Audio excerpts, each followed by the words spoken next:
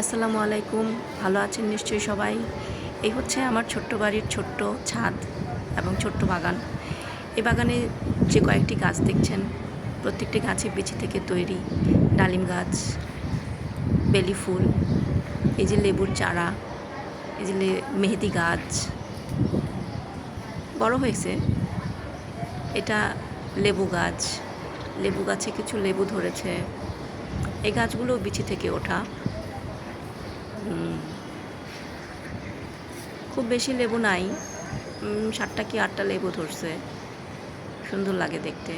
এটা হচ্ছে 12 মাসের সাজনা গাছ। 12 মাসই এখানে সাজনা হয়, এখন অবশ্য নাই। এখানে কিছু অ্যালোভেরা গাছ আছে।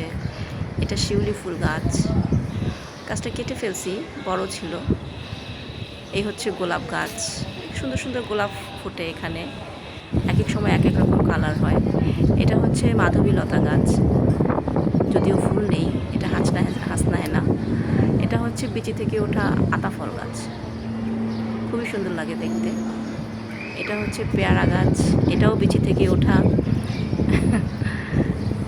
দেখতে খুবই ভালো লাগে। একটা ফুল ফুটেছে, অবশ্য দেখা যাচ্ছে না। আর এটা হচ্ছে আরেকটা মেহেদি গাছ, খুবই সুন্দর।